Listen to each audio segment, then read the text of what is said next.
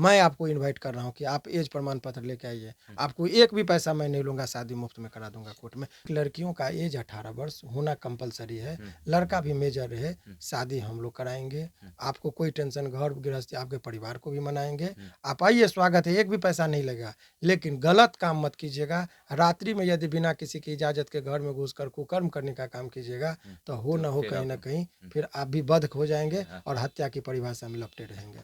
हमारा कानूनी राइट है कि रात में हमारे घर में यदि कोई घुसेगा, रात हाउस ब्रेकिंग एट नाइट, आप 96 से लेकर 106 तक का सेक्शन पढ़ लीजिए, प्राइवेट डिफेंस आईपीसी में सेक्शन वाइज बता रहा हूँ। आपको पूरा अधिकार है कि रात्रि में यदि कोई आपके घर में हाउस ब्रेकिंग एट नाइट करे तो अपने संपत्ति और अपनी इज्जत बचाने की खातिर यदि आप किसी को मारते भी हैं तो हमारा कानून बोलता है कि कोई अपराध नहीं है प्राइवेट डिफेंस में। तो इसलिए, और इसको क्या समझ जाएंगे बच्चे आज के कि अरे घर में घुसो ना, अब तो कानून बन गया है, कुछ नहीं होगा। तो ऐसे लोग सावधान हो जाओ। यदि रात में तुम घुसोगे और अधिकार की बात करोगे तो कर्तव्य की बात भी है, और यदि घास को उगने का अधिकार है तो गधा को चढ़ने का भी अधिकार है। तो दोनों के अधिकार में क्लेश होगा। इसीलिए आप रात्रि में यदि किसी के घर में आप जा रहे हैं, अवैध संबंध स्थापित करने के लिए जा रहे हैं, आपकी भावना जो है दबंग वाली है, आप बंदूक और गोली लेके जाते हैं, तो अपोजिट पार्टी भी प्रतिकार करने का उसका पूरा अधिकार है।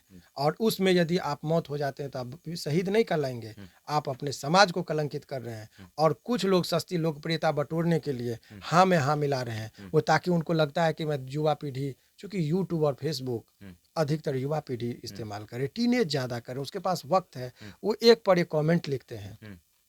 और हम लोग उनकी जो पीढ़ी है वो रोटी कपड़ा और मकान में उलझा हुआ इंसान है। उसको इतना वक्त नहीं है कि वो देख लिया आपका न्यूज काफ़ी है, गुस्सा भी है, प्रतिकार करने का उसके पास वक्त नहीं है। इसीलिए आपको पूरा समाज देख रहा है, और पूरा समाज खास करके मैच्योर माइंड, हर आदमी के घर में माँ बहन और बेटी है। यदि आप इस तरीके से उसको उकसा रहे हैं युवा पीढ़ियों को कि तुम जाओ रात्रि में किसी के घर में घुसो, तो ये समाज कभी माफ़ नहीं करेगा। ऐसे लोगों को कोई भी ऐसा बयान नहीं दीजिए। समाज को, युवा पीढ़ी को आप मत उकसाइए कि रात्रि में वो किसी के घर में जाए, और उस पर जस्टिफिकेशन आप यदि करते हैं तो ये कदापि जो है ये समाज एटलीस्ट स्वीकार नहीं करेगी। सर, आखिरी सवाल मेरा ये रहेगा कि इस कहानी का अंत कब होगा और आगे क्या होने वाला देखिए, है? ये कहानी का कभी अंत नहीं होगा अभी फिलहाल। इसलिए मैं कह रहा हूँ कि अंत नहीं होगा कि ये एक चर्चित घटना है, और चर्चित घटना में कुछ लोग अपने बेतुका बयान के वजह से भी इस मामले को तुल पकड़ के फिर से चर्चा में ला देते हैं, और लोगों को लोकप्रियता मिल रही है, सस्ती लोकप्रियता मिल रही है। यूट्यूब के माध्यम से 2 लाइन उनके पक्ष में बोल दो। मैं कह रहा हूँ कि जिनको अधिकार नहीं उस मुद्दे पर क्यों बोलते हो भाई साहब? आधिकारिक तौर पर जिनको बोलना है उनको, पुलिस की तरफ से कोई बयान आया? पोस्टमार्टम में क्या आयु ने किसी को कहा? अभी तो सरकार के हाथ में है। पुलिस कहती कि क्या मामला है, हत्या हुई है कि वध हुआ है, वो पुलिस का काम है बताना। क्या उस पर कभी उन्होंने किसी मीडिया वाले भाई ने पूछा क्या? तो उनकी बयान का ज़्यादा महत्व है, उनको नहीं पूछ रहे हैं। आँख का बीमारी और हड्डी रोग विशेषज्ञ के पास आप जा रहे हो, क्या बताएगा? आँख की बीमारी है तो आँख के वाले के पास जाइए कि हड्डी रोग वाले के पास जाइएगा। तो समाज में यही चीज़ हो रहा है आँख की बीमारी आप जा रहे हैं हड्डी रोग विशेषज्ञ के पास, तो आपको यही जवाब मिलेगा। अरे जो आदमी का अपना आइडियोलॉजी है, किसी के मुंह में आप माइक लगाएंगे, अपनी विचारधारा वो करे, पूरी आज़ादी है। लेकिन एक चीज़ का है, आपके चैनल के माध्यम से एक ही चीज़ मैं कहना चाहूँगा आज के समाज को, कि आप चुप मत रहिए। आपको लग रहा है कि नहीं बात सही है, तो आप ज़रूर उस चीज़ को लाइक कीजिए, पसंद कीजिए और कमेंट कीजिए, ताकि इससे क्या होगा कि जो आपराधिक और माने तत्व के लोग जो हैं, असामाजिक तत्व के लोग जो हैं, उन लोगों को जो है सो मनोबल गिरेगा। आपके एक कमेंट से आप यस कह दीजिए, राइट कह दीजिए, हम हमसे भी बहुत लोग असहमत होंगे, लेकिन मैं ये इस बात को फिर दूसरे तरफ से आप ये समझिए कि मैं अनेकों लोगों का कोर्ट मैरिज कराया है।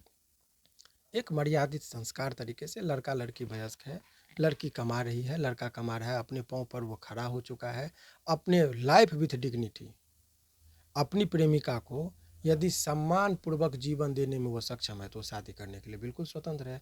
लेकिन आप लेके भाग गए, आप किसी दोस्त के यहाँ लेके उसको रख दिए, पता चला दोस्त ही उसके साथ जो है सो गलत काम कर रहा है, क्योंकि आपको औकात नहीं थी कि उसको खिला के रखते। और 99% केस में यही हो रहा है। घर से लेके भाग गए, कमाने की क्षमता है नहीं, किसी दोस्त के यहाँ लेके गए, किसी चाचा मौसा के यहाँ आप रख दिए, और वहीं पर उसका शोषण हो रहा है। तो महिला का उत्थान हो रहा है कि पतन हो रहा है, ये भी बात समझने की जरूरत है। तो आप जो काम कर रहे हैं, आप आप अधिकार की बात कर रहे हैं तो कर्तव्य देख लिए। तो आप सम्मानपूर्वक लाइफ उसको देने के लिए सक्षम हैं, तो मैं आपको इनवाइट कर रहा हूँ कि आप एज प्रमाण पत्र लेके आइए। आपको एक भी पैसा मैं नहीं लूँगा, शादी मुफ्त में करा दूँगा कोर्ट में। युवा पीढ़ी के लिए मेरा मैसेज है। लेकिन एज का जो क्राइटेरिया हमारे हिंदू मैरिज एक्ट के मुताबिक फिक्स किया गया है, तो उसके मुताबिक लड़कियों का एज 18 वर्ष होना कंपलसरी है। लड़का भी मेजर रहे, शादी हम लोग कराएंगे। आपको कोई टेंशन, घर गृहस्थी, आपके परिवार को भी मनाएंगे। आप आइए, स्वागत है, एक भी पैसा नहीं लगेगा। लेकिन गलत काम मत कीजिएगा। रात्रि में यदि बिना किसी की इजाज़त के घर में घुसकर कुकर्म करने का काम कीजिएगा, तो हो न हो कहीं ना कहीं फिर आप भी बध हो जाएंगे और हत्या की परिभाषा में लपटे रहेंगे। ये थे हमारे साथ पटना हाई कोर्ट के चर्चित वकील। इसलिए कह रहे हैं क्योंकि ये हमेशा चर्चा में बने रहते हैं अपने बयान से